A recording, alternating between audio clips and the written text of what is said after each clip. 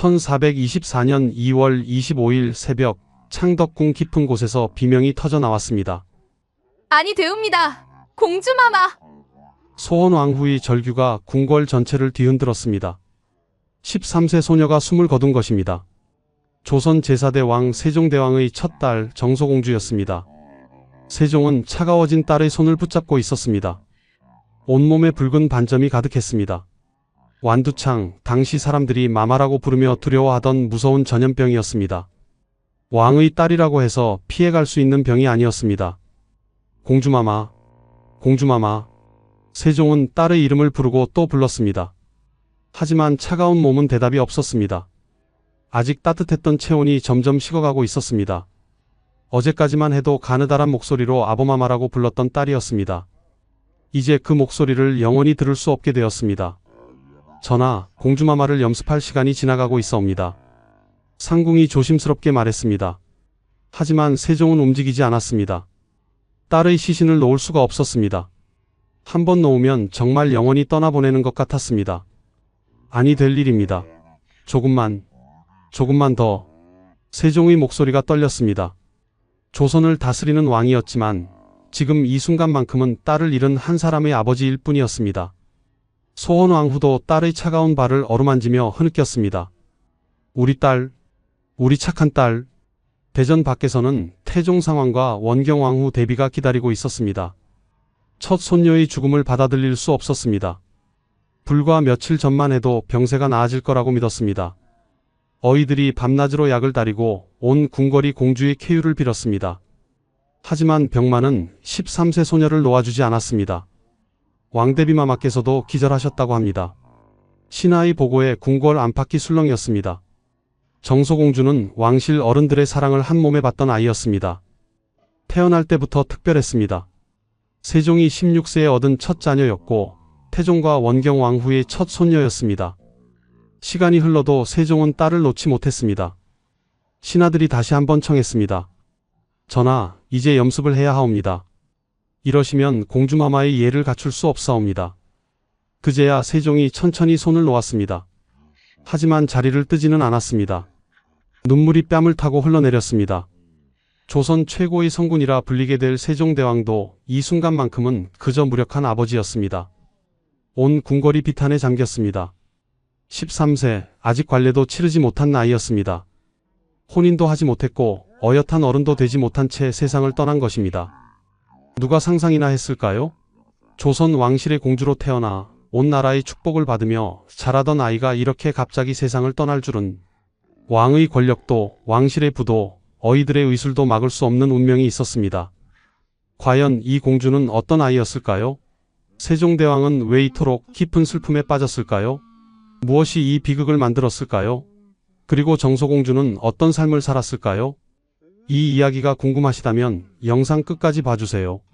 구독과 좋아요는 큰 힘이 됩니다. 이제 12년 전으로 돌아가 보겠습니다. 1412년 조선의 수도 한양 준수방에 있는 한 저택에서 아기 울음소리가 들려왔습니다. 으앙, 으앙. 힘찬 울음소리였습니다. 새 생명이 세상에 태어나는 순간이었습니다. 공자마님 축하드리옵니다. 공주님을 낳으셨습니다. 16세의 어린 충녕대군은 방으로 뛰어들어갔습니다. 아내 경수공주가 지친 얼굴로 웃고 있었고 그 품에 작은 아기가 안겨 있었습니다. 우리 딸입니까? 충녕대군의 목소리가 떨렸습니다. 16세, 아직 스스로도 어린 나이였습니다. 하지만 이제 아버지가 된 것입니다. 그는 조심스럽게 아기를 안았습니다. 작고 연약한 생명이었습니다. 참 예쁩니다. 꼭 당신을 닮았어요. 경수공주가 남편을 바라보며 말했습니다. 둘은 1408년에 혼인했습니다. 그리고 4년 만에 첫 아이를 얻은 것입니다. 어린 부부는 기쁨에 겨워 서로를 바라보았습니다. 곧 궁궐로 기쁜 소식이 전해졌습니다. 태종 임금과 원경왕후는 첫 손녀 소식에 크게 기뻐했습니다. 내 손녀가 태어났구나. 충녕의 딸이라니 얼마나 총명할까? 태종은 직접 충녕대군의 저택을 찾았습니다. 세 아들 중에서도 특히 충녕을 아꼈던 태종이었습니다. 충녕은 형 양녕대군이나 동생 효령대군과 달리 학문을 좋아하고 똑똑했습니다. 아바마마, 이 아이가 제 딸입니다. 충녕대군이 아기를 보여드렸습니다. 태종은 손녀를 보자 얼굴이 환해졌습니다. 참으로 복스럽게 생겼구나. 이 아이는 반드시 왕실의 복이 될 것이다. 원경왕후 대비도 손녀를 보러 왔습니다. 아들만 넷을 낳았던 원경왕후에게 손녀는 특별했습니다. 아가야, 할마마가 왔단다. 얼마나 기다렸는지 모른다. 원경왕후는 손녀를 품에 안고 눈물을 흘렸습니다. 기쁨의 눈물이었습니다. 왕실의 첫 손녀, 모두가 축복하는 아기였습니다. 이 아이가 무럭무럭 자라서 훌륭한 여인이 되어야 할 텐데, 하지만 그때는 아무도 몰랐습니다. 이 아이가 13년밖에 살지 못할 것이라는 사실을 태종도, 원경왕후도, 충녕대군도, 경숙옹주도 상상조차 하지 못했습니다. 아기는 건강하게 자랐습니다. 총명한 눈빛을 가진 아이였습니다. 충녕대군은 바쁜 와중에도 딸을 보러 자주 찾아왔습니다. 우리 딸이 제일 예쁘지? 딸을 안으며 행복해하는 충녕대군을 보며 경숙옹주도 웃었습니다. 평화로운 시간이었습니다. 앞으로 어떤 일이 벌어질지 모르는 채 어린 부부는 딸과 함께 행복한 나날을 보냈습니다. 이 아이가 자라면 좋은 부마를 만나 행복하게 살 것입니다. 그렇겠지요. 우리 딸이 얼마나 복이 많은데요. 하지만 운명은 잔인했습니다. 이 평화로운 시간은 오래가지 못할 것이었습니다. 1418년 충녕대군의 인생이 완전히 바뀌는 일이 일어났습니다. 형 양녕대군이 세자에서 폐위된 것입니다. 양녕은 학문을 게을리하고 방탕한 생활을 했습니다. 태종은 고심 끝에 장남을 패하고 셋째 아들 충녕을 새로운 세자로 삼았습니다. 충녕아, 이제 내가 세자다. 이 나라를 이끌어가야 한다. 22세의 충녕대군은 갑자기 세자가 되었습니다. 그리고 불과 2달 후 태종이 왕위를 물려주었습니다. 충녕대군은 세종으로 즉위했습니다. 6세였던 아기는 하루아침에 공주가 되었습니다. 왕녀 아기씨에서 왕의 딸로 신분이 격상된 것입니다. 궁궐 전체가 새로운 왕과 그 가족을 축복했습니다. 이제 우리 딸도 공주로구나. 세종은 어린 딸을 안으며 말했습니다. 왕이 되는 것은 기쁜 일이지만 동시에 무거운 책임이 따르는 일이었습니다. 하지만 이날만큼은 아버지로서 딸의 앞날을 축복했습니다. 공주마마께서 무럭무럭 자라시길. 궁궐 사람들도 어린 공주의 앞날을 빌었습니다. 그 누구도 비극을 예상하지 못했습니다. 정소공주는 왕실의 사랑을 한 몸에 받으며 자랐습니다. 특히 할아버지 태종과 할머니 원경왕후의 총애가 대단했습니다. 우리 손녀가 왔구나. 어서 오너라. 태종이 상황으로 물러난 후에도 정소공주는 자주 할아버지를 찾아갔습니다. 태종은 손녀가 오면 무슨 일이든 제쳐두고 반겼습니다. 할아바마마, 오늘은 무슨 이야기를 해주실 거예요? 그래, 오늘은 고려 때 이야기를 해주마. 태종은 손녀에게 역사 이야기를 들려주곤 했습니다. 정소공주는 총명해서 한번 들으면 잊지 않았습니다. 할아버지의 이야기에 눈을 반짝이며 집중했습니다. 우리 손녀는 참 똑똑하구나. 나중에 크면 훌륭한 여인이 될 것이다. 원경왕후도 손녀를 각별히 아꼈습니다. 아들만 넷을 키운 원경왕후에게 손녀는 특별했습니다. 공주마마, 이 비단으로 옷을 해 입으세요. 할마마마, 너무 고우신걸요? 우리 손녀가 이뻐야지. 정소공주는 성품도 훌륭했습니다. 나면서부터 현숙하고 완순했습니다. 자태와 용모가 단정하고 성품이 굳고 깨끗했습니다. 총명하고 슬기로운 것이 일반 사람들과 달랐습니다. 자라면서는 더욱 장중하고 말이 적었습니다.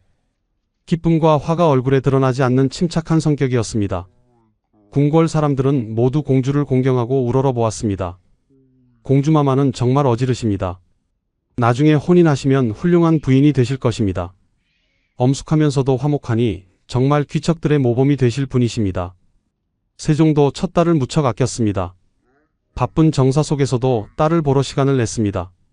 공주야, 오늘은 무엇을 배웠느냐? 아보마마, 오늘은 소학을 읽었습니다. 그래? 어디 한번 외워보거라. 정소공주는 막힘없이 암송했습니다. 세종은 흐뭇한 표정으로 딸을 바라보았습니다. 잘했다. 우리 딸이 이렇게 똑똑하다니. 세종은 직접 딸에게 학문을 가르치기도 했습니다. 왕으로서 백성을 다스리는 것도 중요했지만 아버지로서 딸을 키우는 것도 소중했습니다. 소원왕후도 딸을 무척 사랑했습니다. 팔남 2녀를 낳았지만 첫 딸은 특별했습니다. 공주야, 바느질을 배워야지. 여인의 도리란. 예, 어머마마. 정소공주는 어머니에게서 여인으로서 갖춰야 할 모든 것을 배웠습니다. 바느질, 궁중예법, 실을 짓는 법, 모든 것을 열심히 배웠습니다. 우리 딸이 이렇게 자라서. 소원왕후는 종종 눈물을 글썽이곤 했습니다. 아버지 시몬이 태종 시절에 억울하게 죽임을 당했던 기억이 있었습니다. 힘든 시절을 견디며 왕비가 되었고 이제 자식들을 키우며 행복을 느꼈습니다. 정소공주는 동생들과도 사이가 좋았습니다. 1414년에 태어난 오빠 문종과는 2살 터울이었습니다. 동생들이 태어나면 언니로서 잘 돌봐주었습니다. 공주 누나, 저랑 놀아주세요. 동생들이 보채면 정소공주는 웃으며 함께 놀아주었습니다. 장중한 성격이었지만 동생들 앞에서는 다정한 언니였습니다. 궁궐 뒤뜰에는 정소공주가 좋아하는 그네가 있었습니다. 정소공주는 종종 그곳에서 그네를 타며 놀았습니다. 공주마마 조심하세요. 상궁들이 걱정하며 지켜봤지만 정소공주는 즐겁게 그네를 탔습니다. 하늘 높이 올라갈 때마다 웃음소리가 궁궐에 울려 퍼졌습니다. 저기 저 구름까지 닿을 것 같아요. 13세가 되는 해 1423년이 되었습니다. 이듬해면 관례를 치를 나이였습니다. 관례를 치르면 어엿한 숙녀가 되고 머지않아 혼인도 하게 될 것이었습니다. 내년이면 공주마마께서 관례를 치르시겠습니다. 좋은 부마를 찾아야 하지 않겠소? 신하들이 공주의 혼사를 준비하기 시작했습니다. 모두가 공주의 밝은 미래를 기대했습니다. 하지만 그때는 아무도 몰랐습니다. 이 행복한 시간이 얼마 남지 않았다는 것을. 1424년 비극의 해가 다가오고 있었습니다. 1424년 1월 25일 궁궐에 비보가 전해졌습니다. 세종의 누이 동생 정성공주가 세상을 떠난 것입니다. 21세의 젊은 나이였습니다. 공주마마께서 승하하셨습니다. 신하들의 급한 발걸음이 궁궐을 오갔습니다. 세종은 깊은 슬픔에 잠겼습니다. 정성공주는 태종과 원경왕후의 막내딸이었습니다. 세종보다 6살 어렸던 여동생이었습니다. 동생이, 내 동생이. 세종은 말을 잇지 못했습니다. 1416년에 혼인해서 아들, 딸 하나씩을 낳고 잘 살던 여동생이었습니다. 갑자기 병이 들어 세상을 떠났다는 소식이 믿기지 않았습니다. 세종은 직접 여동생을 위한 사제문을 지었습니다. 슬픔을 글로 담아냈습니다. 궁궐 전체가 상복을 입고 애도했습니다. 13세 정소공주도 고모의 죽음을 슬퍼했습니다. 종종 만나서 이야기를 나누던 고모였습니다. 고모마마께서 돌아가셨다니. 정소공주는 처음으로 가까운 사람의 죽음을 경험했습니다. 죽음이 무엇인지, 이별이 무엇인지 조금씩 알게 되었습니다. 하지만 자신에게도 곧 그 죽음이 찾아올 줄은 꿈에도 몰랐습니다. 정성공주의 장례가 치러지는 동안 궁궐은 무거운 분위기에 휩싸였습니다. 그런데 이상한 소문이 돌기 시작했습니다. 마마가 돌고 있다더군요. 마마라니 완두창 말입니까? 그렇다고 합니다. 한양에 마마가 돌고 있답니다. 완두창, 사람들이 마마라고 부르며 두려워하는 전염병이었습니다. 한 번 걸리면 온몸에 붉은 반점이 생기고 고열에 시달렸습니다. 살아남아도 얼굴에 흉터가 남았고 많은 사람들이 목숨을 잃었습니다. 공주마마를 잘 모셔야 합니다. 마마가 도니 조심해야 해요. 상궁들이 긴장했습니다. 왕실이라고 해서 전염병을 피할 수는 없었습니다.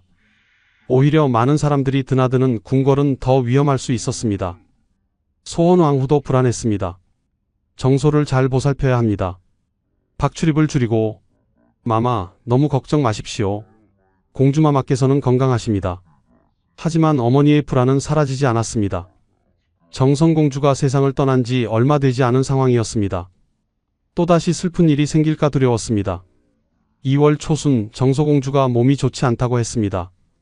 어머마마, 머리가 아파요. 공주마마, 괜찮으세요? 처음에는 가벼운 감기라고 생각했습니다. 날씨가 추운 2월이었으니 감기에 걸릴 수도 있었습니다. 며칠 푹 쉬면 나아지겠지. 세종과 소원왕후는 딸을 침전해서 쉬게 했습니다. 따뜻한 약을 다려 먹이고 이불을 두껍게 덮어주었습니다. 하지만 이틀째 되는 날 정소공주의 열이 올랐습니다. 어머마마, 너무 더워요. 어이를 불러라. 어서. 어이들이 달려왔습니다. 진맥을 하고 몸을 살폈습니다. 그리고 며칠 후 끔찍한 증상이 나타나기 시작했습니다. 정소공주의 얼굴에 붉은 반점이 생긴 것입니다. 처음에는 작았던 반점이 점점 퍼져나갔습니다. 온몸으로 번졌습니다. 이것은 마마입니다. 어이의 말에 세종과 소원왕후의 얼굴이 하얗게 질렸습니다. 마마라니, 아니 되옵니다. 공주마마를 살려야 합니다. 어서 치료를. 어이들이 급히 약을 다렸습니다. 하지만 당시에는 완두창을 치료할 방법이 없었습니다. 다만 증상을 완화시키고 환자가 스스로 이겨내기를 기다릴 뿐이었습니다. 전하, 공주마마를 격리해야 합니다. 다른 분들께 옮을 수 있습니다. 하지만 세종은 고개를 저었습니다. 아니다. 내가 곁에 있어야 한다. 전하, 전하께서 옮으시면 어찌하시려 합니까? 상관없다. 내 딸을 혼자 둘 수는 없다. 세종은 매일 정소공주의 침전을 찾았습니다. 소원왕후는 아예 딸의 곁을 떠나지 않았습니다. 밤낮으로 간호했습니다. 공주야, 힘을 내거라. 곧 나아질 것이다. 어머마마, 아파요. 정소공주는 약해져 갔습니다. 고열에 시달리며 신음했습니다. 붉은 반점은 온몸을 뒤덮었습니다. 먹지도 못하고 마시지도 못했습니다. 하루, 이틀, 사흘, 일주일, 열흘, 보름이 지나도록 병세는 나아지지 않았습니다. 오히려 더 악화되었습니다. 공주마마, 공주마마. 온 궁궐 사람들이 공주의 쾌유를 빌었습니다. 태종과 원경왕후도 매일 사찰에 가서 기도했습니다. 부처님, 제발 우리 손녀를 살려주소서. 하지만 기도는 닿지 않는 것 같았습니다.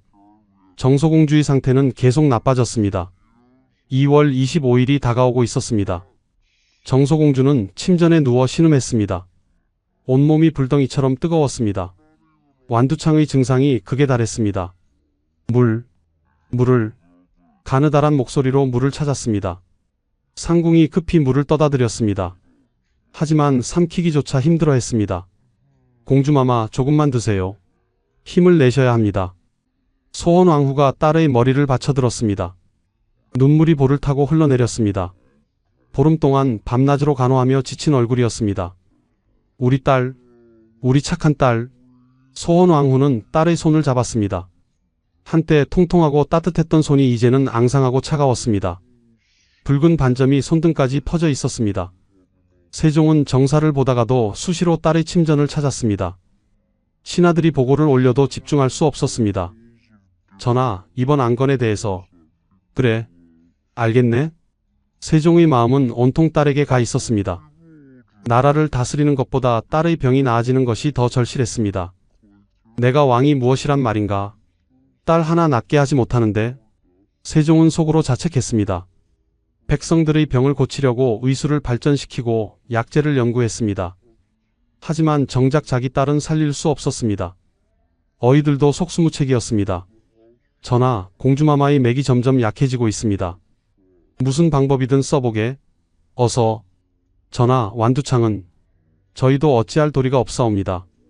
다만 공주마마께서 병을 이겨내시기를 기도할 뿐입니다. 세종은 주먹을 불끈 쥐었습니다. 분노와 좌절이 교차했습니다. 하지만 화를 낼 곳도 없었습니다. 병마는 왕의 명령도 듣지 않았습니다. 태종 상황도 매일 손녀의 병세를 물었습니다. 공주의 상태가 어떠하냐? 상황마마, 좋지 않사옵니다. 그럴 리가. 우리 손녀가 그렇게 약할 리 없다. 태종은 믿고 싶지 않았습니다. 첫 손녀였습니다. 태어날 때부터 지켜본 아이였습니다. 총명하고 건강하게 자라던 손녀가 이렇게 될 줄은 상상도 못했습니다. 원경왕후는 사찰로 달려갔습니다. 부처님, 제발 우리 손녀를 살려주소서. 제 목숨을 가져가시더라도 손녀만은 살려주소서. 눈물로 기도했습니다. 하루 종일 절을 했습니다. 무릎이 까지고 이마가 부어올랐습니다. 하지만 멈출 수 없었습니다. 제발. 궁궐 안의 모든 사람들이 공주를 위해 기도했습니다. 상궁들도 나인들도 환관들도 모두 공주의 쾌유를 빌었습니다. 공주마마께서 워낙 선하신 분이시니 분명 나으실 거예요. 그래요. 공주마마처럼 착한 분이 이렇게 가실 리 없어요. 하지만 희망은 점점 사라져갔습니다. 정소공주의 의식이 흐려지기 시작했습니다. 아버마마, 어머마마. 정소공주가 희미한 목소리로 부모를 불렀습니다. 세종과 소원왕후가 급히 다가갔습니다. 그래, 공주야. 아버지가 여기 있다. 어머니도 여기 있단다. 우리 딸, 아파요. 너무 아파요. 13세 소녀의 목소리였습니다. 아직 어린아이였습니다. 관례도 치르지 못한 나이였습니다. 혼인도 하지 못했고 인생을 제대로 시작하지도 못한 나이였습니다. 조금만 참아라. 곧 나아질 것이다. 세종이 말했지만 목소리가 떨렸습니다. 스스로도 믿지 못하는 말이었습니다. 어이들의 표정이 점점 어두워지고 있었습니다. 밤이 깊어갔습니다. 2월 24일 밤 정소공주의 숨소리가 점점 가빠졌습니다. 공주마마, 공주마마. 상궁들이 급히 세종과 소원왕후를 불렀습니다. 둘은 잠도 자지 않고 대전에서 기다리고 있었습니다. 공주야. 세종이 침전으로 뛰어들어갔습니다. 정소공주는 거친 숨을 몰아쉬고 있었습니다. 눈을 감았다 뜨기를 반복했습니다. 공주야, 눈을 떠라. 아버지다. 하지만 정소공주는 이미 의식이 희미했습니다. 부모를 제대로 알아보지도 못했습니다. 새벽이 다가오고 있었습니다. 1424년 2월 25일 새벽이었습니다. 2월 25일 새벽, 아직 해가 뜨기 전이었습니다. 정소공주의 침전에는 촛불만이 희미하게 타고 있었습니다. 세종과 소원왕후는 딸의 양옆에 앉아 손을 잡고 있었습니다. 정소공주의 숨소리가 점점 약해지고 있었습니다. 공주야, 공주야. 소원왕후가 딸의 이름을 불렀습니다. 하지만 대답이 없었습니다. 정소공주는 눈을 감은 채 가만히 누워 있었습니다. 어이들이 긴장한 표정으로 맥을 짚었습니다. 고개를 가로저었습니다. 맥이 거의 뛰지 않는다는 뜻이었습니다. 전하. 어이가 조심스럽게 말했습니다. 하지만 말을 잇지 못했습니다. 무슨 말을 해야 할지 몰랐습니다. 세종은 딸의 손을 더 꽉 쥐었습니다. 안 돼. 안 돼. 이때 정소공주가 희미하게 눈을 떴습니다. 초점 없는 눈동자가 아버지를 향했습니다. 아버, 마마. 가느다란 목소리였습니다. 거의 들리지 않을 정도였습니다. 그래, 아버지다. 공주야, 힘을 내거라. 어머, 마마. 그래, 어머니도 여기 있단다. 소원왕후가 딸의 손에 입을 맞췄습니다. 눈물이 딸의 손등을 적셨습니다. 이제 잠이 와요. 정소공주가 말했습니다. 목소리가 점점 작아졌습니다. 안 돼. 자면 안 된다. 공주야. 세종이 외쳤습니다. 하지만 정소공주의 눈꺼풀이 스르르 내려왔습니다. 공주야. 공주야. 소원왕후가 딸을 흔들었습니다. 하지만 정소공주는 움직이지 않았습니다. 어이가 다시 맥을 짚었습니다. 긴 침묵이 흘렀습니다. 그리고 어이가 천천히 고개를 숙였습니다. 전하. 공주마마께서 승하하셨습니다. 아니 되옵니다. 소원왕후의 비명이 침전을 가득 채웠습니다. 세종은 말없이 딸을 끌어안았습니다. 공주야. 공주야. 차갑게 식어가는 딸의 몸이었습니다. 얼마 전까지만 해도 따뜻했던 체온이 사라지고 있었습니다. 아니 될 일입니다. 아니 될 일입니다. 세종은 딸을 안은 채 흔들렸습니다. 조선의 왕이었지만 이 순간만큼은 그저 딸을 잃은 아버지였습니다. 소원왕후는 딸의 발을 어루만지며 통곡했습니다. 우리 딸, 우리 착한 딸, 왜 이렇게 일찍 가는 거냐? 어미를 두고 어디를 가냐? 침전 밖에서 기다리던 상궁들과 나인들도 울음을 터뜨렸습니다. 온 궁궐의 곡소리가 퍼졌습니다. 태종과 원경왕후에게도 소식이 전해졌습니다. 상황마마, 공주마마께서 아니다. 아니야. 태종이 소리쳤습니다. 믿고 싶지 않았습니다. 원경왕후는 그 자리에서 기절했습니다. 왕대비마마, 왕대비마마. 궁궐이 혼란에 빠졌습니다. 왕의 딸이 세상을 떠났습니다. 13세의 어린 나이에, 아직 꽃도 피우지 못한 나이에 시간이 흘렀습니다. 해가 떠올랐습니다. 하지만 세종은 여전히 딸을 안고 있었습니다. 전하, 이제 염습을 해야 하옵니다. 상궁이 조심스럽게 말했습니다. 하지만 세종은 움직이지 않았습니다. 조금만 더. 전하, 공주마마를 염습할 시간이 지나가고 있사옵니다. 아니다. 아직 따뜻하지 않은가. 하지만 딸의 몸은 이미 차가워지고 있었습니다. 더 이상 지체할 수 없었습니다. 신하들이 다가왔습니다. 전하, 이제 공주마마를 보내드려야 합니다. 세종은 천천히 딸을 내려놓았습니다. 하지만 손은 놓지 못했습니다. 공주야. 미안하다. 아버지가 지켜주지 못해서. 마침내 세종이 일어났습니다.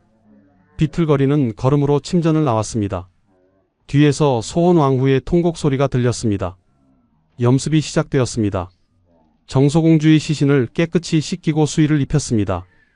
13세 소녀의 작은 몸이었습니다. 세종은 대전으로 돌아왔지만 아무것도 할 수 없었습니다. 신하들이 보고를 올렸지만 듣지 못했습니다. 전하, 정사를. 지금은 안 되겠네.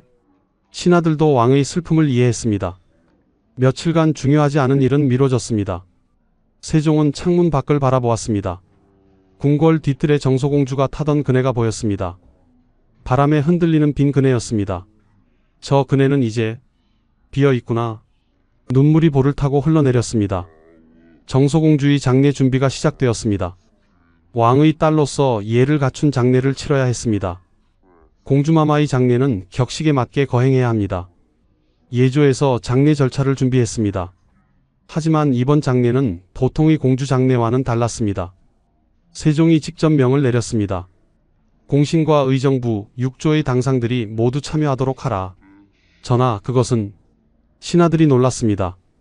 공주의 장례에 그렇게 많은 고위 관료들이 참여하는 것은 이례적이었습니다. 내 딸을 제대로 보내주고 싶다.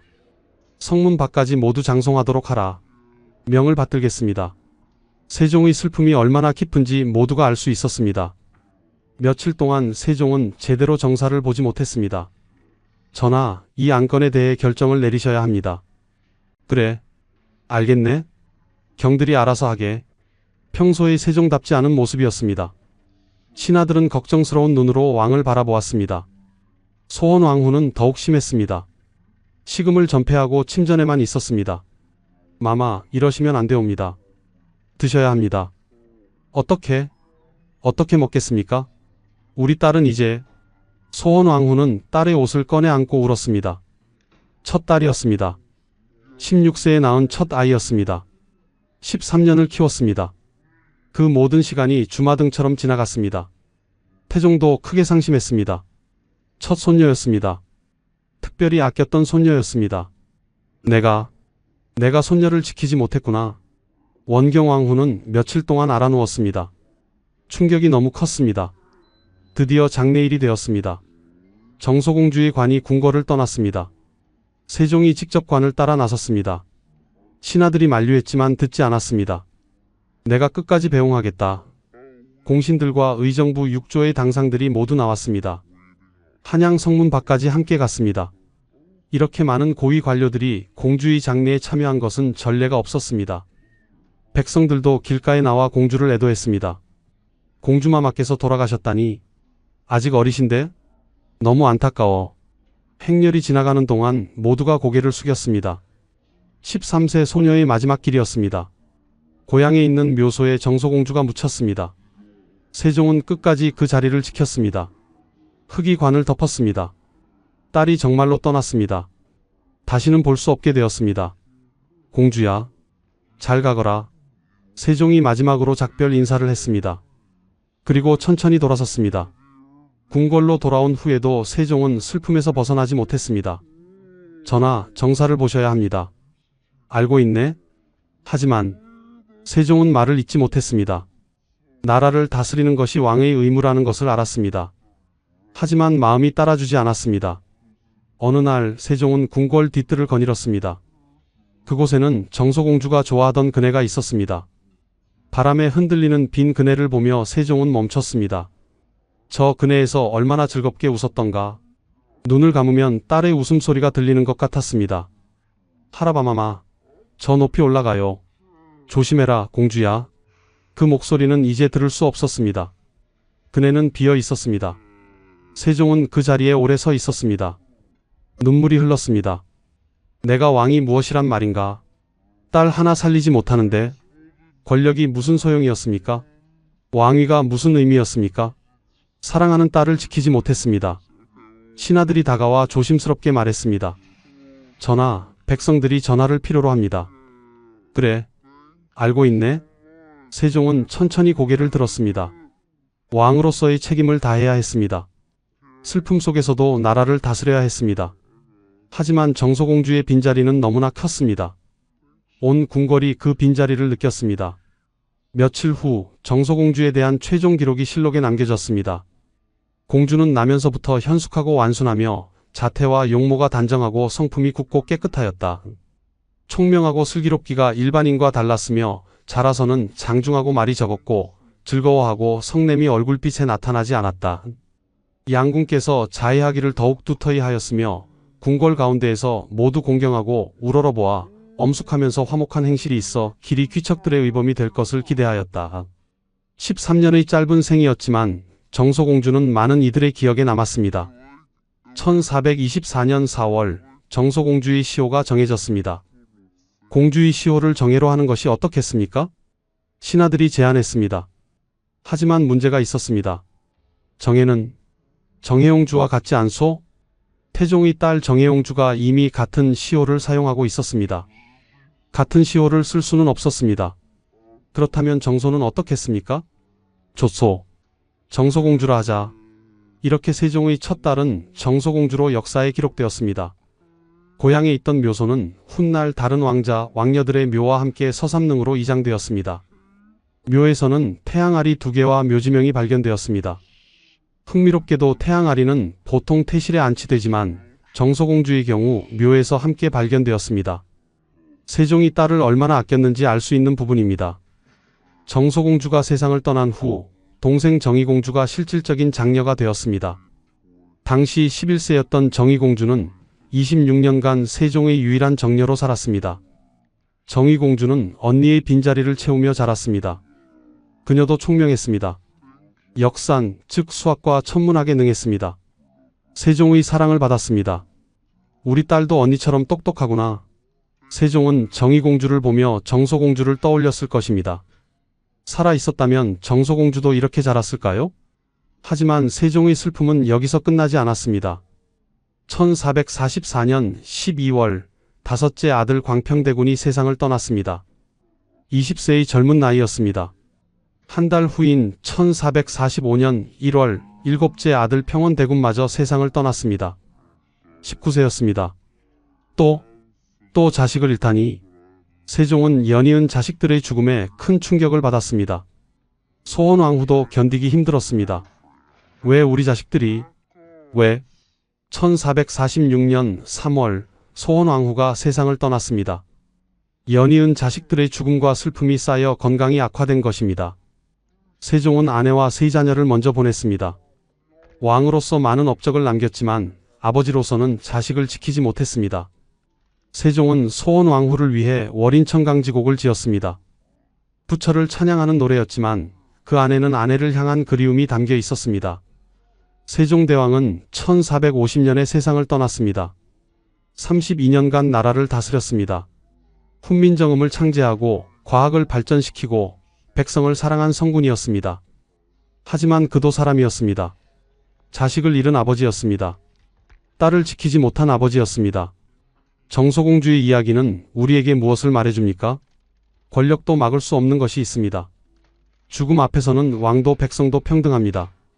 전염병이 돌던 시대, 의술이 발달하지 못한 시대에는 왕의 딸도 예외가 아니었습니다. 부모의 슬픔은 신분과 상관없습니다. 왕이든 백성이든 자식을 잃은 슬픔은 같습니다. 세종대왕도 딸을 잃고 정사를 돌보지 못할 만큼 슬퍼했습니다. 짧은 생이라도 의미가 있습니다. 정소공주는 13년밖에 살지 못했습니다. 하지만 그 13년 동안 많은 이들의 사랑을 받았습니다.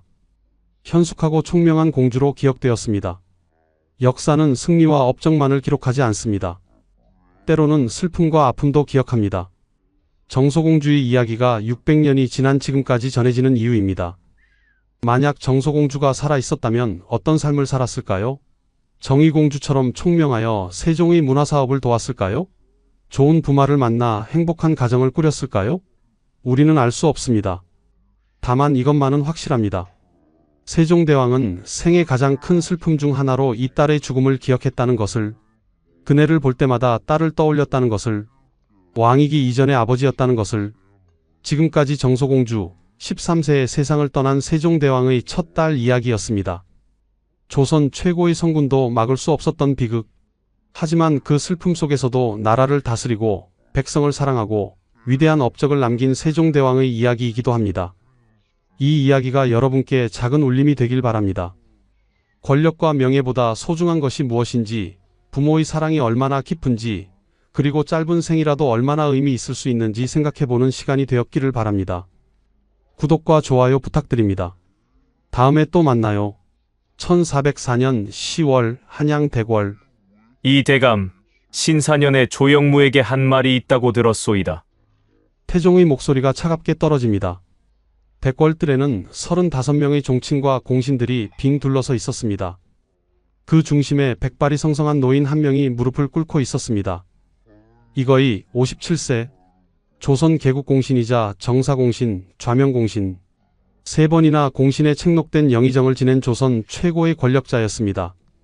그러나 지금 그는 역적으로 고발당한 죄인의 몸이었습니다. 주상마마, 이거이의 목소리가 떨렸습니다. 그의 시선이 한 사람에게 고정되었습니다.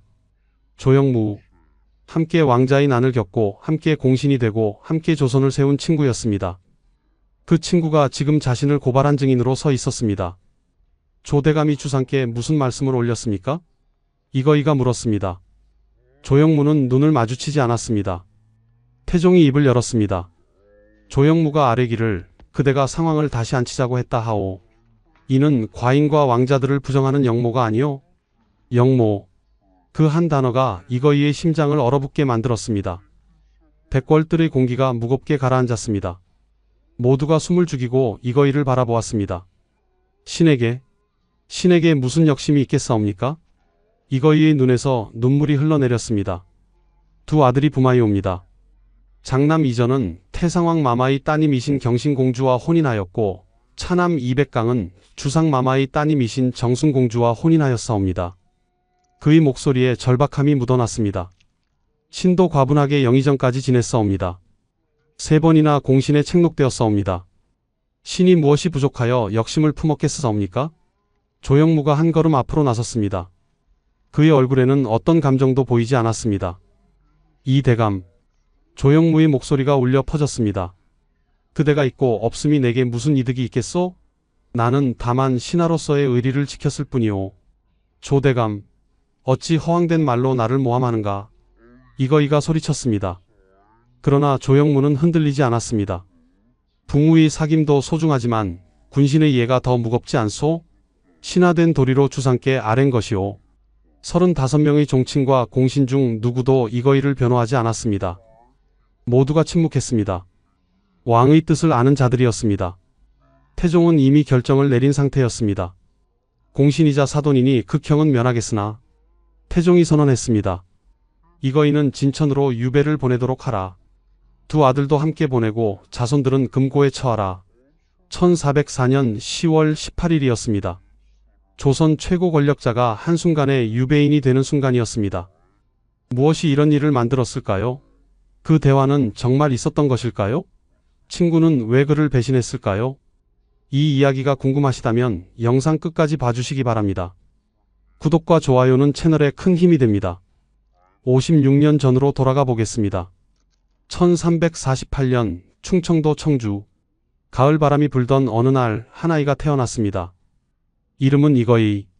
자는 낙천 호는 청어자였습니다. 청주 이씨 명문가의 자손이었습니다. 할아버지 이계감은 낭성군에 봉해진 고위 관료였고 아버지 이정은 형부상서를 지낸 문강공이었습니다. 대대로 관직에 나간 양반가의 후손이었습니다. 이 아이가 우리 집안을 빛낼 것이오. 할아버지 이계감이 갓난 아이를 내려다보며 말했습니다. 그의 기대대로 이거이는 총명한 아이로 자랐습니다. 5살에 천자문을 떼었고 7살에는 논어를 읽기 시작했습니다. 그러나 이거이가 태어난 시대는 혼란의 시기였습니다. 고려 말 권문세족들이 토지를 독점하고 백성들을 수탈했습니다. 땅을 잃은 농민들은 떠돌았고 관직을 돈으로 사고 파는 일이 비일비재했습니다. 왜구가 끊임없이 침략했고 홍건적이 개경까지 쳐들어왔습니다. 나라는 뿌리부터 흔들렸습니다. 아버님, 이 나라는 어찌 될까요? 15살 이거이가 물었습니다. 창밖으로 연기가 피어오르고 있었습니다. 또다시 왜구가 쳐들어온 것입니다. 백성들의 비명소리가 들려왔습니다. 이정이 깊은 한숨을 쉬었습니다. 나라가 흔들릴 때는 새로운 인물이 나타나는 법이다. 그 사람을 잘 섬겨야 하느니라. 새로운 인물이라. 누가 될까요? 그것은 하늘만이 아신다. 다만 우리는 준비해야 한다. 학문도 익히고 무예도 연마해야 한다. 아버지의 말을 가슴에 새긴 이거인은 더욱 열심히 공부했습니다. 낮에는 사서 삼경을 읽고 밤에는 병서를 익혔습니다. 학문과 무예를 겸비한 인재로 성장했습니다. 글을 읽고 말을 타고 활을 쏘았습니다. 명문가의 자제답게 경서를 익히고 난세를 헤쳐나갈 무예를 연마했습니다. 20대에는 과거를 준비했지만 급제하지 못했습니다. 그러나 실망하지 않았습니다. 명문가의 자제로서 음서로도 관직에 나갈 수 있었기 때문입니다. 다만 때를 기다렸습니다. 새로운 시대가 오기를. 1384년 이거이가 36세 되던 해였습니다. 그해 운명적인 만남이 있었습니다. 이거이라 했느냐? 우람한 체구의 무장이 그를 내려다보았습니다. 이성계. 동북면에서 왜구를 무찌른 신흥무장이었습니다. 위화도 회군으로 최영을 제거하고 실권을 장악한 인물이었습니다. 고려를 뒤흔드는 힘을 가진 자였습니다. 이성계는 이거이를 마음에 들어 했습니다. 명문가 출신이면서도 무예에 능하다는 평판을 들었기 때문입니다. 경은 명문가의 자손이면서도 무예가 뛰어나다고 들었소. 활솜씨가 백발백중이라던데 사실이요? 황공하옵니다. 장군. 과찬이십니다. 겸손하구려. 좋소. 강계관군만호를 맡아주시오. 북방의 여진을 막는 중요한 임무요. 이성계의 천거였습니다. 음서로 천거된 것이었습니다. 강계는 변방이었습니다. 평안도 북쪽 끝 여진족과 맞닿은 곳이었습니다. 위험한 곳이지만 이거이에게는 기회였습니다. 이성계라는 떠오르는 별에 자신의 운명을 거는 것이었습니다. 이 인연을 소중히 여기겠습니다. 이거이가 깊이 절했습니다. 이성계가 그의 어깨를 두드렸습니다. 함께 새 세상을 만들어 갑시다. 고려는 이미 썩었소. 새 왕조가 필요하오. 그 말에 이거이의 가슴이 뛰었습니다. 새 왕조. 역성혁명. 그것은 위험한 말이었지만 동시에 매혹적인 말이었습니다. 새로운 시대, 새로운 기회. 명을 받들겠습니다. 그때는 몰랐습니다. 이 인연이 자신을 3번의 공신으로 만들 것이라는 것을, 그리고 그 인연이 결국 자신의 몰락을 부를 것이라는 것을. 아직 젊었던 36세 이거이는 희망에 차 있었습니다. 미래는 밝았고 가능성은 무한했습니다. 강계에서 4년을 보냈습니다. 여진족의 침입을 막았고 변방을 지켰습니다. 군사들을 훈련시키고 성을 보수했습니다. 이성계의 기대에 부응했습니다. 8년이 흘렀습니다. 1392년 7월 역사적인 순간이 왔습니다. 조선이 건국되었습니다. 이거이는 44세가 되었습니다. 고려가 무너지고 새 왕조가 열렸습니다. 이성계는 태조가 되었고 이거이는 개국 원종공신에 책록되었습니다. 드디어 새 나라가 섰습니다. 이거이의 가슴이 벅찼습니다. 새 왕조의 공신. 그것은 영광이었습니다. 500년 고려가 무너지고 조선이 세워졌습니다. 그 역사적 순간에 자신이 함께했습니다. 1393년 45세에 우산 기상시가 되었습니다. 벼슬길이 순탄했습니다. 새 왕조는 인재를 필요로 했고 개국 공신인 이거이는 중용되었습니다. 그러나 평화는 오래가지 않았습니다. 왕자들 사이에 권력 다툼이 시작되었습니다. 태조에게는 8명의 아들이 있었습니다. 세자는 막내 이방석이었습니다. 정도전이 세자를 보필했습니다. 그러나 셋째 이방원은 불만이 많았습니다. 왕자의 난을 일으킨 것은 자신인데 세자는 막내가 되었습니다. 긴장이 고조되었습니다. 정도전 세력과 이방원 세력, 둘 중 하나를 선택해야 했습니다. 이거이는 고민했습니다. 어느 편을 들어야 할까? 밤마다 잠을 이룰 수 없었습니다. 잘못 선택하면 목숨이 위태로웠습니다. 그러나 선택하지 않을 수도 없었습니다. 중립은 없었습니다. 이거이는 이방원을 선택했습니다. 실력자는 이방원이었습니다. 정도전은 문신이었지만 이방원은 무인이었습니다. 왕자의 난을 주도한 인물이었습니다. 승산은 이방원에게 있었습니다. 1398년 이거이가 50세 되던 해 제1차 왕자의 난이 일어났습니다. 8월 26일 밤 이방원이 움직였습니다. 정도전과 세자 이방석을 제거했습니다. 피의 밤이었습니다. 이거이는 이방원을 도왔습니다. 군사를 이끌고 참여했습니다. 승리했습니다. 정도전은 죽었고 세자는 폐위되었습니다. 이방원이 실권을 장악했습니다. 승리 후 이거인은 정사공신에 책록되었습니다. 참참문화부사 겸 의흥 3군부 중군동 지절제사가 되었습니다. 이번이 두 번째 공신입니다. 권력의 계단을 한 걸음 더 올랐습니다. 44세의 첫 공신, 50세의 두 번째 공신. 순조로웠습니다. 하지만 그때는 몰랐습니다. 이 계단이 얼마나 위태로운지를, 높이 오를수록 떨어질 위험도 커진다는 것을. 1400년 이거이 52세, 또다시 왕자의 난이 일어났습니다. 제1차 왕자의 난 이후 정종이 즉위했지만 실권은 세자인 이방원이 쥐고 있었습니다. 그러나 넷째 형제 이방간이 불만을 품었습니다. 이방간에게도 세자가 될 자격이 있다고 생각했습니다. 형제 간의 권력 다툼이었습니다. 1400년 1월 제2차 왕자의 난이 일어났습니다. 이방간이 군사를 일으켰습니다. 이거인은 또다시 이방원을 선택했습니다. 이미 이방원에게 걸었던 운명이었습니다. 돌아설 수 없었습니다. 전투는 치열했습니다. 한양 거리에서 칼과 칼이 부딪혔습니다. 화살이 비처럼 쏟아졌습니다. 이거인은 52세의 나이에도 직접 전장에 나섰습니다. 군사를 이끌고 이방간의 군대와 맞섰습니다. 이방원 세자를 보필하라. 이거이의 목소리가 전장에 울려 퍼졌습니다. 군사들의 사기가 올랐습니다. 명문가 출신의 노장이 직접 싸우는 모습에 감동했습니다. 승리했습니다. 이방간은 패배하여 도망쳤고 이방원은 완전한 권력을 장악했습니다. 그해 2월 이방원이 왕세자로 책봉되었고 11월에는 정종을 이어 왕위에 올랐습니다. 태종의 탄생이었습니다. 좌명공신 이거이, 세 번째 공신 칭호였습니다. 개국원종공신, 정사공신, 좌명공신. 조선에서 세 번이나 공신에 책록된 사람은 손에 꼽았습니다. 이거이의 권세는 하늘을 찔렀습니다. 조정에서 그를 거스를 자가 없었습니다. 세 번의 공신. 이제 무엇을 더 바랄 것인가? 이거이는 감회가 깊었습니다. 44세의 첫 공신, 50세의 두 번째, 52세의 세 번째. 순탄한 출세였습니다. 더욱 놀라운 일이 일어났습니다. 혼인이었습니다. 1396년 그의 장남 이백경이 군자감승으로 재직 중일 때였습니다. 이백경은 48세의 이거이가 늦게 얻은 첫째 아들이었습니다. 당시 33세였습니다. 태조가 그를 부마로 삼았습니다. 태조의 장녀인 경신공주와 혼인시켰습니다. 이백경은 상당군으로 봉해졌고 나중에 이름을 이저로 바꾸었습니다. 아버님, 소자가 공주와 혼인하게 되었습니다. 이것이 우리 집안의 영광이로구나. 이거이의 기쁨은 하늘을 찔렀습니다. 아들이 임금의 사위가 되다니, 부마가 되다니, 청주 이씨 가문의 영광이었습니다. 그런데 놀라운 일은 또 있었습니다. 차남 이백강이 태종의 장녀인 정순공주와 혼인하게 된 것입니다. 태종이 즉위한 후 자신의 장녀를 이거이의 차남에게 시집 보냈습니다. 두 아들이 모두 부마가 되다니 이거이는 믿기지 않았습니다. 장남은 태조의 사위, 차남은 태종의 사위. 태조와 태종, 두 임금의 겹사돈이 된 것입니다.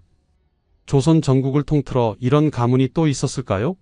왕실과 이중으로 연결된 최고의 외척이었습니다. 이제 우리 집안은 안전하다. 이거이는 생각했습니다. 왕실의 사돈이 되었으니 이제는 어떤 화도 미치지 않을 것이라고. 그러나 그것은 착각이었습니다. 오히려 외척이 되었기에 더 위험했습니다. 1402년 이거이 54세, 인생의 정점에 올랐습니다. 영의 정부사에 임명된 것입니다. 조선 최고의 벼슬이었습니다. 왕 다음 가는 자리였습니다. 백관의 우두머리였습니다. 영의정. 이거이는 그 자리에 앉았을 때의 감격을 잊을 수 없었습니다. 명문가에서 태어나 음서로 관직에 나가 세 번의 난을 거쳐 마침내 영의정까지 올랐습니다. 54년의 인생이 결실을 맺는 순간이었습니다. 그해 그는 또 하나의 업적을 남겼습니다. 기로회를 창설한 것입니다. 70세 이상의 노재상들이 모이는 친목 모임이었습니다. 나이든 재상들을 예우하고 그들의 경험과 지혜를 존중하자는 취지였습니다. 노인을 공경하는 것이 나라를 다스리는 근본입니다. 이거이가 태종에게 아뢰었습니다. 태종이 허락했습니다. 기로회가 설립되었습니다. 이거이 자신은 아직 70세가 되지 않았지만 이 제도를 만든 장본인으로서 자부심이 있었습니다. 영의정이 되었으니 이제 더 바랄 것이 없지 않습니까? 주변 사람들이 축하했습니다. 동료 공신들, 친구들, 가족들 모두가 이거이를 부러워했습니다. 세 번의 공신, 두 아들이 부마, 그리고 영의정. 조선에 이런 사람이 또 있습니까? 칭송이 이어졌습니다. 이거이도 미소 지었습니다. 만족스러웠습니다. 그러나 그의 마음 깊은 곳에는 묘한 감정이 자리 잡기 시작했습니다. 더 바랄 것이 없다. 정말 그런가? 밤에 혼자 있을 때면 이상한 불안이 밀려왔습니다. 두 아들이 부마요, 자신은 영의정. 세 번의 공신. 그런데 왜일까요? 채워지지 않는 무언가가 있었습니다. 이 자리를 언제까지 지킬 수 있을까? 권력은 영원하지 않다는 것을 이거이도 알았습니다. 역사가 그것을 증명했습니다. 고려의 권문 세족들이 어떻게 되었습니까? 하루아침에 무너졌습니다. 정도전이 어떻게 되었습니까? 칼에 맞아 죽었습니다. 어쩌면 그것은 권력이 주는 중독이었을지도 모릅니다. 더 높이, 더 오래, 더 확실하게 권력을 얻을수록 더 많은 권력을 원하게 되는 것, 그리고 권력을 잃을까 봐 두려워하는 것. 특히 태종은 왕권 강화를 위해 공신들을 견제하기 시작했습니다. 왕자인 안으로 즉위했기에 자신의 권력 기반이 불안했습니다. 공신들의 힘을 빌려 왕이 되었지만 이제는 그 공신들이 부담이 되었습니다. 공신들의 권력을 줄여야 하오. 태종의 목소리가 차가웠습니다. 어느 날 조정회의에서 태종이 말했습니다. 공신들의 얼굴이 굳었습니다. 왕권을 강화하려면 공신들의 힘을 꺾어야 하오. 그들이 사병을 거느리고 있으니 이것부터 혁파해야 하오. 사병 혁파. 그것은 공신들의 실질적 힘을 빼앗는 것이었습니다. 공신들은 사병을 거느렸습니다. 수백 명, 많게는 수천 명의 군사를 개인적으로 소유했습니다. 그것이 그들의 권력이었습니다. 사병을 내놓으라고요? 이거이가 반발했습니다. 다른 공신들도 마찬가지였습니다. 그러나 태종은 단호했습니다. 그렇소. 국가의 군사는 국가가 관리해야 하오. 사적인 군대를 허락할 수 없소. 긴장이 흘렀습니다. 이거이는 사병을 내놓지 않았습니다. 버텼습니다. 그리고 입을 놀렸습니다. 실수였습니다. 사병 혁파를 주장하는 자들은 한두 놈이 한 덩어리 고기와 같다. 거친 말이었습니다. 감정이 폭발한 것이었습니다. 그 말이 그의 목을 죄기 시작했습니다. 1400년부터 1404년까지 이거이에게는 시련의 시간이었습니다. 사병혁파 파동으로 계림부윤으로 좌천되었다가 복귀했지만 마음의 상처는 깊었습니다. 한때 영의정까지 올랐던 사람이 지방으로 쫓겨났다는 사실. 그것은 굴욕이었습니다. 내가 무엇을 잘못했단 말인가? 이거이는 밤마다 되뇌었습니다. 사병을 내놓지 않은 것이 잘못인가? 공신들에게는 당연한 권리가 아닌가? 그러나 대관들은 그를 용서하지 않았습니다. 태종이 즉위한 후 다시 한양으로 불러들였습니다. 판문화부사, 문화자정승을 거쳐 영사평부사가 되었습니다. 다시 정승의 자리였습니다. 그러나 예전과는 달랐습니다. 태종의 눈빛이 차가웠습니다. 공신들은 나라를 세운 공이 있지만 이제는 왕권에 방해가 되고 있소. 태종의 속마음을 아는 사람들이 이거이에게 귀띔했습니다. 이 대감 조심하셔야 합니다. 주상께서 외척과 공신을 견제하려 하십니다. 외척? 나 말인가? 두 아들이 부마이시지 않습니까? 처가인 민씨 집안도 위험하다고 합니다. 이거이는 불안해졌습니다. 자신이 외척이라는 것이 이제는 위험 요소가 되었습니다. 예전에는 영광이었는데 이제는 약점이 되었습니다. 왕권 강화라. 그 대상이 나란 말인가? 이거이의 마음속에 불만이 쌓였습니다. 자신은 3번이나 왕자인 안에서 이방원을 도왔습니다. 그 덕분에 태종이 왕이 될 수 있었습니다. 그런데 이제 와서 자신을 견제한다? 배은망덕한 일이 아닌가? 물론 이거이도 알았습니다. 왕의 입장에서는 당연한 일이라는 것을, 왕권을 강화하려면 신권을 약화시켜야 한다는 것을. 그러나 머리로 아는 것과 마음으로 받아들이는 것은 달랐습니다. 1404년 어느 날 한양의 한 저택. 조대감 오랜만이오. 이거이가 친구 조영무의 집을 찾았습니다. 조영무도 공신이었습니다. 함께 왕자의 난을 겪은 동지였습니다. 둘은 30년 넘게 알고 지낸 친구였습니다. 이 대감 어서 오시오. 무슨 일로 이렇게? 그냥 얼굴이나 보고 싶어서 왔소. 요즘 마음이 답답해서 말이오. 조영무가 차를 내왔습니다. 두 사람은 마주 앉아 이런저런 이야기를 나눴습니다. 정치 이야기, 조정 이야기. 주로 이거이가 말하고 조영무가 들었습니다. 요즘 조정 분위기가 좋지 않소. 주상께서 공신들을 너무 견제하시오. 그것은 왕권 강화를 위한 것이 아니겠소? 왕권 강화라. 그렇게 말하면 듣기는 좋지. 하지만 실상은 은혜를 저버리는 것 아니오? 이거이의 목소리에 불만이 묻어났습니다. 조영무는 조심스럽게 말했습니다. 이 대감, 그런 말씀은 조심하셔야 합니다. 혹여 누가 듣기라도 하면 여기 우리 둘밖에 없지 않소? 하인들도 다 물러갔고 시간이 흐르자 술이 들어왔습니다. 이거이가 술잔을 비웠습니다. 한 잔, 두 잔, 세 잔. 점점 취기가 올랐습니다. 이거이의 얼굴이 붉어졌습니다. 술이 혀를 풀었습니다. 조대감. 이거이가 주위를 둘러보았습니다. 정말 아무도 없었습니다. 하인들도 물러가고 둘만 남았습니다. 이거이가 목소리를 낮췄습니다. 우리의 부기가 이미 지극하지 않소? 그렇소, 이 대감. 우리는 공신이고 대감께서는 정승까지 하셨으니 하지만 이것을 끝까지 지키기란 참으로 어려운 일이오. 조영무가 고개를 끄덕였습니다. 권력의 무상함은 누구나 아는 진리였습니다. 높이 오를수록 떨어질 위험도 컸습니다.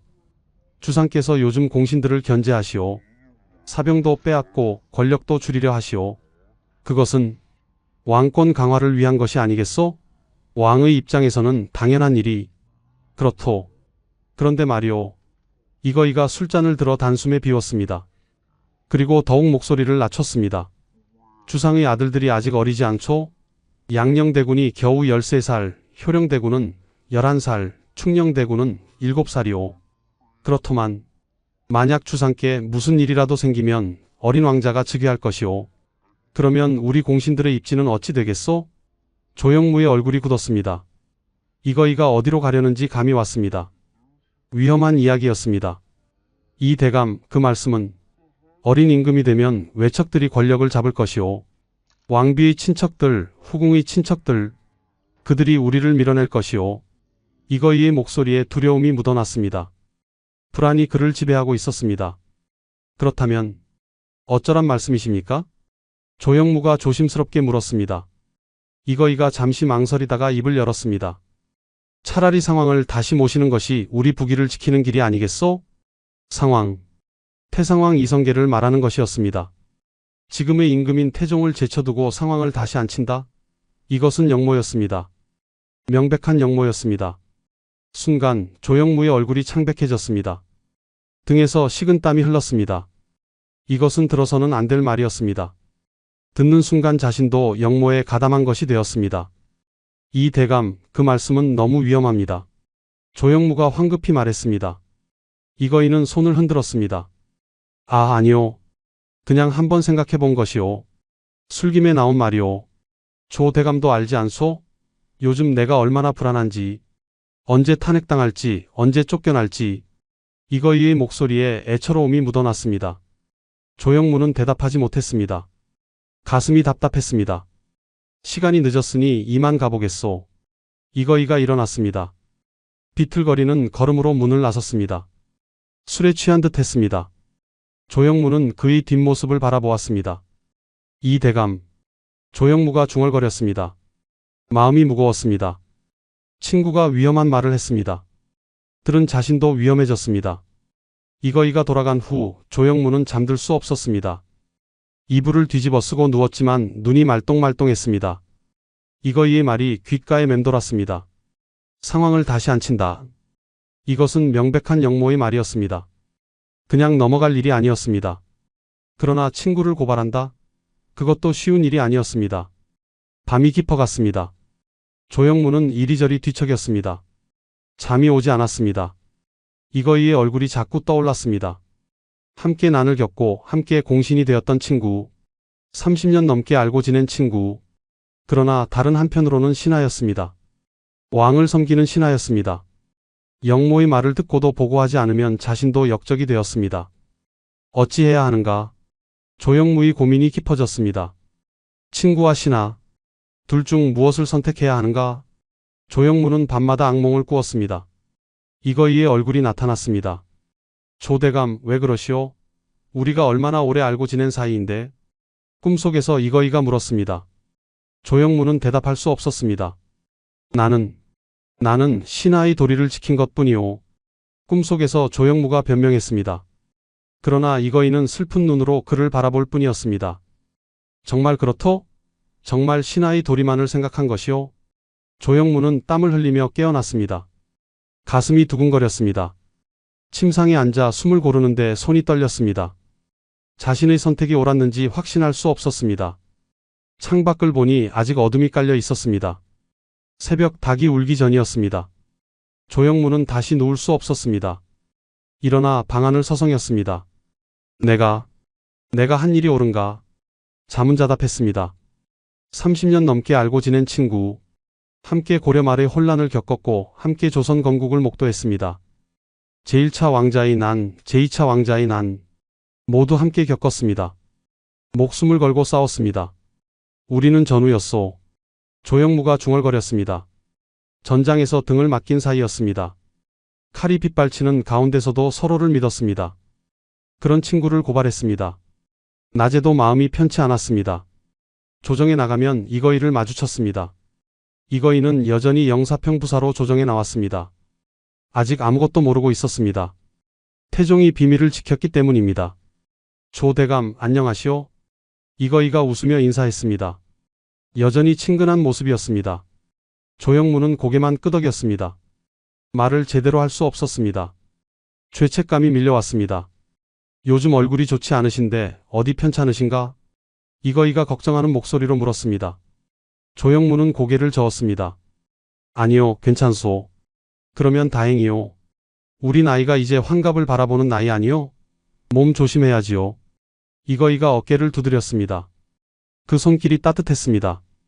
조영무는 그 손길을 느끼며 가슴이 찢어지는 것 같았습니다. 내가 잘한 것인가? 그러나 조영무는 자신을 다잡았습니다. 집에 돌아와 혼자 있을 때면 스스로를 설득했습니다. 아니야. 나는 신하로서 옳은 일을 한 것이다. 책을 펼쳤습니다. 6.25 경전을 읽었습니다. 군주는 신하에게 의로움으로 대하고 신하는 군주에게 충성으로 답한다. 그 구절을 읽고 또 읽었습니다. 영모의 말을 들었는데 그냥 넘어갈 수는 없는 일이다. 그것은 충성이 아니다. 그것은 역적에 동조하는 것이다. 조영무는 스스로를 채찍질했습니다. 친구보다 임금이 먼저였습니다. 부무의 사김보다 군신의 예가 무거웠습니다. 그것이 신하의 도리였습니다. 만약 내가 말하지 않아서 화가 커진다면? 만약 정말 영모가 일어난다면? 조영무는 자신의 선택을 정당화했습니다. 만약 이거이가 실제로 영모를 일으킨다면? 상황을 다시 앉히려고 군사를 일으킨다면? 그때 자신이 미리 알고도 고하지 않았다는 것이 밝혀진다면? 자신도 역적으로 몰릴 것이었습니다. 가족이 멸문지화를 당할 수도 있었습니다. 나는 내 가족을 지켜야 한다. 조영무가 중얼거렸습니다. 아내가 있고 자식이 있었습니다. 그들을 위해서라도 신하의 도리를 저버릴 수 없었습니다. 그러나 마음 한구석의 불편함은 지울 수 없었습니다. 밥맛이 없었습니다. 잠도 제대로 오지 않았습니다. 아내가 걱정했습니다. 영감, 무슨 일 있으십니까? 요즘 얼굴이 말이 아니십니다. 아무 일 없소. 그냥 조정 일로 마음이 복잡할 뿐이오. 조영무는 아내에게도 말할 수 없었습니다. 이 일은 비밀이었습니다. 태종이 비밀로 하라고 명했습니다. 한편 태종은 착착 준비를 진행했습니다. 조영무의 밀고를 받은 후 몇 달을 기다렸습니다. 시기를 재고 있었습니다. 너무 급하게 움직이면 의심을 살 수 있었습니다. 명분을 확실히 해야 했습니다. 먼저 신뢰할 수 있는 종친들을 불렀습니다. 의안대군 이화, 완산군 이천우. 그들은 태종의 이복 형제들이었습니다. 태종을 충실히 따르는 자들이었습니다. 이거이가 영모를 꾀했다고 한다. 태종이 조용히 말했습니다. 종친들이 놀랐습니다. 이거이 대감이요? 그럴 리가. 3번의 공신이고 2 아들이 부마인데 바로 그것이 문제다. 외척이기에 더욱 위험하다. 조영무가 직접 증언했다. 태종이 조영무의 말을 전했습니다. 상황을 다시 앉히자는 말. 종친들의 얼굴이 굳었습니다. 그것은 명백한 영모입니다. 그렇다. 대질 신문을 할 것이니 그대들이 증인으로 참석하라. 태종의 명령이었습니다. 거부할 수 없었습니다. 종친들은 고개를 숙였습니다. 명을 받들겠습니다. 태종은 공신들도 불렀습니다. 상락부 원군 김사영을 비롯한 믿을 만한 공신 35명. 모두 태종에게 충성하는 자들이었습니다. 그들에게도 같은 말을 했습니다. 대궐뜰에서 대질 신문을 할 것이다. 그대들이 증인으로 참석하라. 공신들도 놀랐지만 명을 따를 수밖에 없었습니다. 35명의 종친과 공신 모두가 태종의 편이었습니다. 이거이를 변호할 사람은 아무도 없었습니다. 재판은 이미 끝난 것이나 다름없었습니다. 삼부와 대간도 참석시켜라. 태종은 빈틈없이 준비했습니다. 공개 재판의 형식을 갖추었습니다. 의정부, 중추부, 삼군도 총재부의 고위 관료들, 사헌부와 사간원의 대간들 모두를 증인으로 세웠습니다. 왕권에 도전하는 자는 용서할 수 없다. 태종의 눈빛이 차갑게 빛났습니다. 이것은 단순히 이거의 개인의 문제가 아니었습니다. 외척과 공신 세력을 견제하고 왕권을 강화하는 신호탄이었습니다. 이거이는 그 첫 번째 본보기였습니다. 드디어 그날이 왔습니다. 1404년 10월 어느 날 이거이에게 대궐로 오라는 명이 떨어졌습니다. 무슨 일인가? 이거이는 의아했습니다. 하지만 걱정하지는 않았습니다. 자신이 왕의 사돈이고 3번의 공신이라는 자부심이 있었습니다. 국사를 의논할 일이 있겠지. 아니면 왕자들의 교육에 관한 일일까? 이거이는 대궐로 향했습니다. 평소처럼 의관을 정제하고 나섰습니다. 그러나 대궐 문을 들어서는 순간 분위기가 심상치 않다는 것을 느꼈습니다. 수문장들의 표정이 굳어 있었습니다. 평소와 달리 삼엄한 분위기였습니다. 심장이 빠르게 뛰기 시작했습니다. 이게 무슨... 대궐뜰에 도착하니 35명이나 되는 사람들이 모여 있었습니다. 종친들, 공신들, 삼부와 대간. 그 많은 사람들이 모두 그를 바라보고 있었습니다. 이게 무슨 일인가? 그리고 그곳에 조영무가 서 있었습니다. 이거이의 가슴이 철렁 내려앉았습니다. 뭔가 잘못되었다는 것을 직감했습니다. 다리가 떨렸습니다. 이 대감 들어오시오. 태종의 목소리가 들렸습니다. 차갑고 위험 있는 목소리였습니다. 이거이는 걸음을 옮겼습니다. 무릎을 꿇었습니다. 주상마마. 목소리가 떨렸습니다. 이 대감 신사년에 조영무에게 한 말이 있다고 들었소이다. 태종의 질문이 떨어졌습니다. 이거이의 머릿속이 하얘졌습니다. 신사년 1401년 그때 조영무와 나눈 대화. 설마 상황을 다시 앉히자고 했다는데 그것이 사실이요? 이거이는 정신이 아득해졌습니다. 조영무를 바라보았습니다. 친구가 자신을 고발했습니다. 믿을 수 없었습니다. 조대감, 그대가 신에게 무슨 역심이 있겠사옵니까? 이거이의 목소리가 대궐뜰에 울려 퍼졌습니다. 57세 노인의 절규였습니다. 주상마마, 신은 억울하옵니다. 눈물이 주르륵 흘러내렸습니다. 백발이 바람에 흩날렸습니다. 한때 조선 최고 권력자였던 남자가 이제는 역적으로 몰려 무릎 꿇고 있었습니다. 두 아들이 부마이옵니다. 장남 이전은 태상왕 마마의 사위요. 차남 이백강은 주상마마의 사위이옵니다. 이거이가 목이 메었습니다. 신도 과분하게 영의정을 지냈고 3번이나 공신에 책록되었사옵니다. 무엇이 부족하여 역심을 품었겠사옵니까? 그의 말에는 절박함이 가득했습니다. 그러나 태종의 얼굴은 차갑기만 했습니다. 조영무, 그대가 직접 말하시오. 태종의 명이 떨어졌습니다. 조영무가 한 걸음 앞으로 나섰습니다. 35명의 시선이 그에게 집중되었습니다. 신사년, 신이 이거이 대감의 집에 갔사옵니다. 조영무의 목소리는 떨리지 않았습니다. 단호했습니다. 이 대감께서 신에게 말씀하시길 우리의 부귀가 이미 지극하나 끝까지 지키기는 어렵다. 주상의 아들들이 어리니 만약 주상께 무슨 일이 생기면 우리는 밀려날 것이다. 차라리 상황을 다시 모시는 것이 어떻겠느냐고 하셨사옵니다. 거짓말이오. 이거이가 소리쳤습니다. 조대감, 어찌 허황된 말로 나를 모함하는가? 조영무가 이거이를 똑바로 바라보았습니다. 두 사람의 시선이 공중에서 부딪혔습니다. 오랜 친구였던 두 사람, 이제는 고발자와 피고인이 되었습니다. 이 대감, 조영무가 입을 열었습니다. 그대가 있고 없음이 내게 무슨 이득이 있겠소? 그의 목소리는 차분했습니다. 나는 단지 신하의 도리를 지켰을 뿐이오. 부무의 사귐도 소중하지만 군신의 예가 더 무겁지 않소? 그대는 이거이의 목소리가 떨렸습니다.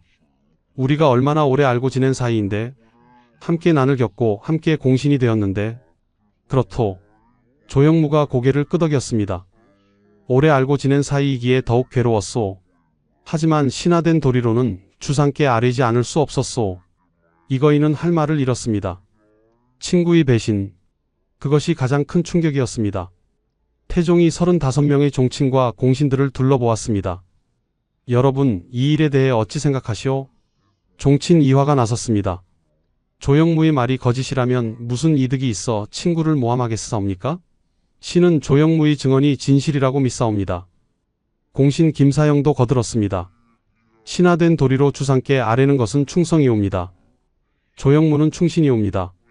한 명씩 35명 모두가 조영무의 편을 들었습니다. 아무도 이거이를 변호하지 않았습니다. 왕의 뜻을 아는 자들이었습니다. 이미 결론은 정해져 있었습니다. 이거이는 고립되었습니다. 백궐뜰 한가운데 홀로 무릎 꿇은 노인. 주위의 모든 사람이 그를 역적으로 규정했습니다. 그대들도 나를 버리는가? 이거이의 목소리는 더 이상 힘이 없었습니다. 좌절감이 밀려왔습니다. 태종이 태상왕 이성계에게 보고했습니다. 태상왕 마마, 이거이가 역모를 꾀했사옵니다. 어찌 처리하면 좋겠사옵니까?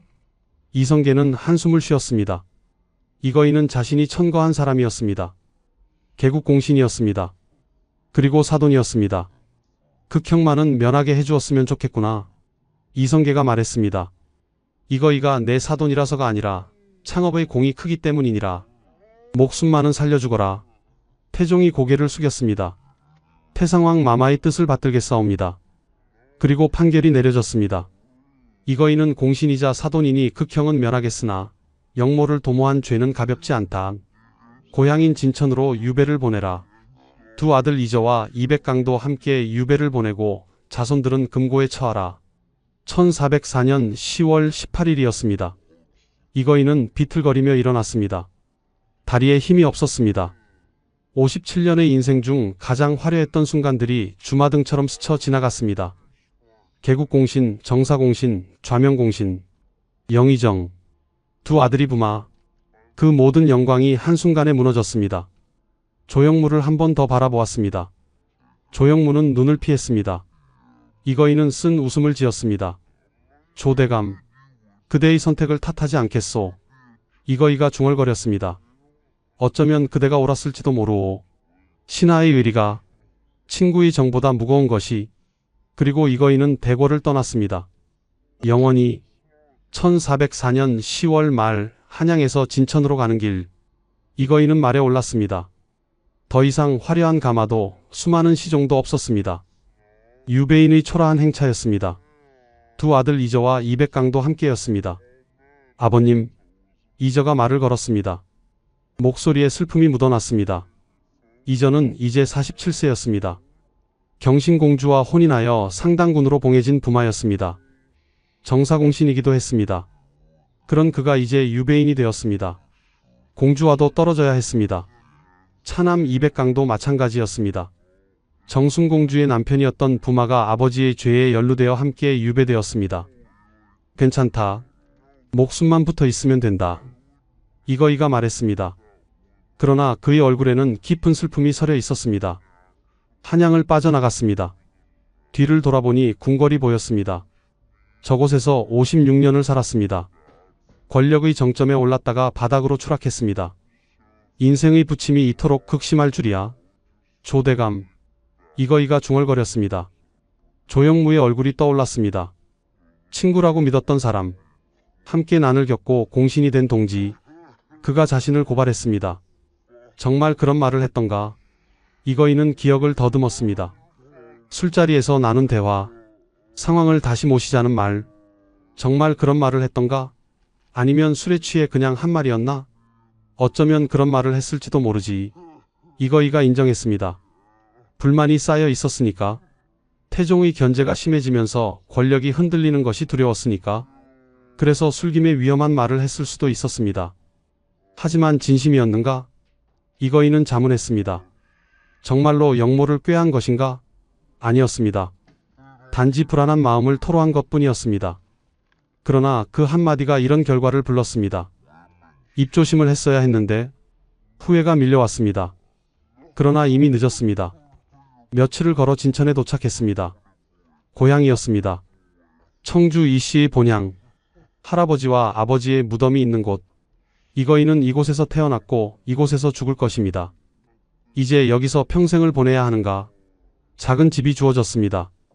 화려했던 한양의 저택과는 비교할 수 없었습니다. 그러나 이거이는 불평하지 않았습니다. 목숨을 건진 것만으로도 감사했습니다. 두 아들은 각각 다른 곳으로 보내졌습니다. 이전은 처음에 함주로, 나중에 이천으로, 그 다음 임강으로 옮겨 다녔습니다. 유배지를 전전했습니다.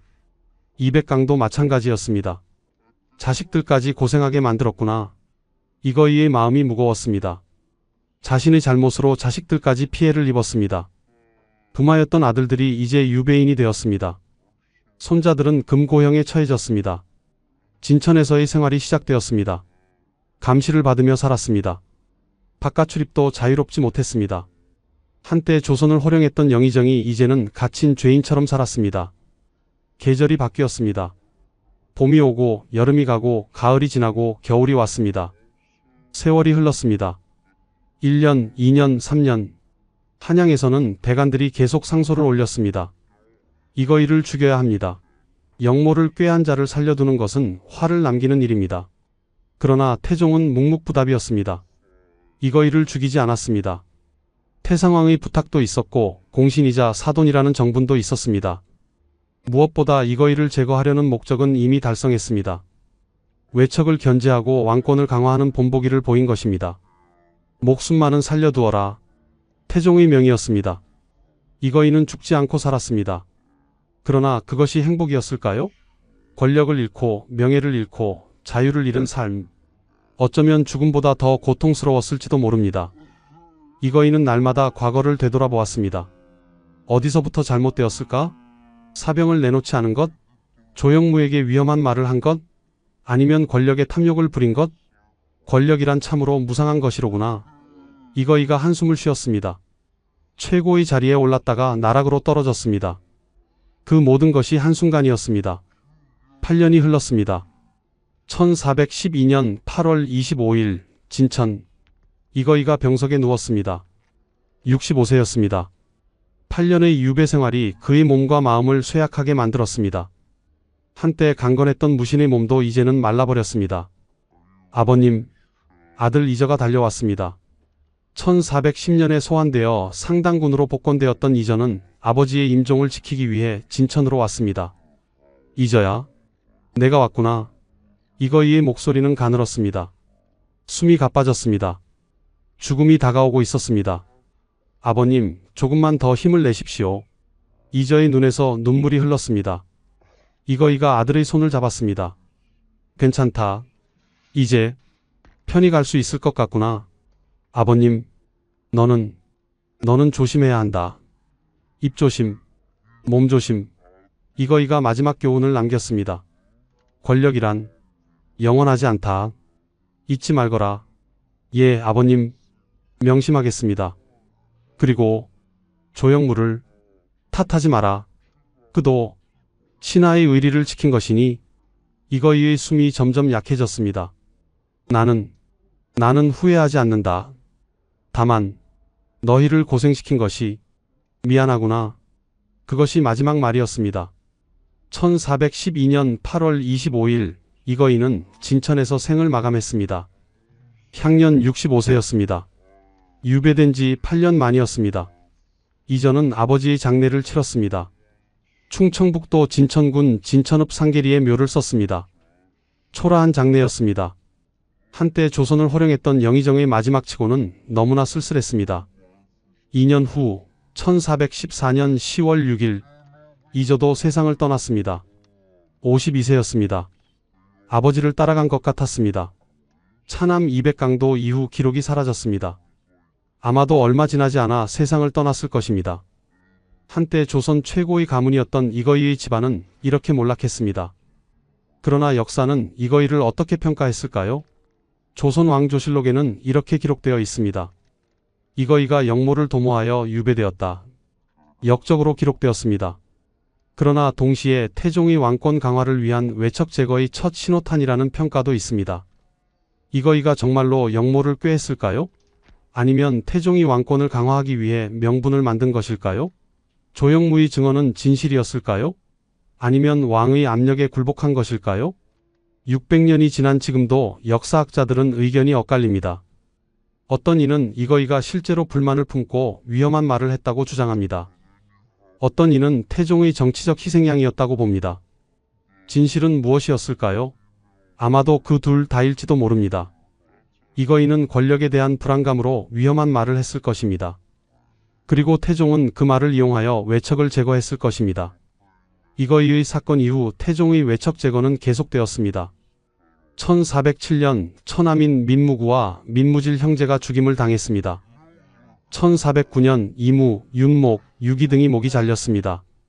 1415년 나머지 천하민 민무휼과 민무에도 사사되었습니다. 이숙번도 축출되었습니다. 공신들도 마찬가지였습니다. 1414년 자녀 공신들을 부원군으로 봉하여 정치 일선에서 은퇴시켰습니다. 왕권을 견제할 만한 세력을 모두 제거한 것입니다. 이거이는 그 첫 번째 희생양이었습니다. 그로부터 600년이 지났습니다. 2025년 현재 이거이의 묘소는 충청북도 진천군 진천읍 상계리에 남아 있습니다. 1994년 6월 24일 충청북도 기념물 제95호로 지정되었습니다. 매년 몇몇 역사 애호가들이 그곳을 찾습니다. 묘 앞에 서서 600년 전 그날을 떠올립니다. 친구의 밀고로 유배된 영의정, 한순간에 무너진 권력, 8년의 유배 끝에 맞은 죽음. 이거이의 이야기는 우리에게 무엇을 말해줄까요? 권력은 영원하지 않다는 것, 입조심이 곧 몸조심이라는 것, 친구도 믿을 수 없는 것이 권력의 세계라는 것, 그리고 한순간의 실수가 평생의 후회를 낳는다는 것. 그러나 다른 관점도 있습니다. 조영무의 입장에서 보면 어떨까요? 그는 신하의 의리를 지킨 것일까요? 아니면 친구를 배신한 것일까요? 군신의 예와 붕우의 정, 둘 중 무엇이 더 중요할까요? 정답은 없습니다. 600년 전 그날 대궐뜰에서 무슨 일이 있었는지 정확히 아는 사람은 없습니다. 다만 역사의 기록만 남아있을 뿐입니다. 이거이는 역적이었을까요? 아니면 정치적 희생양이었을까요?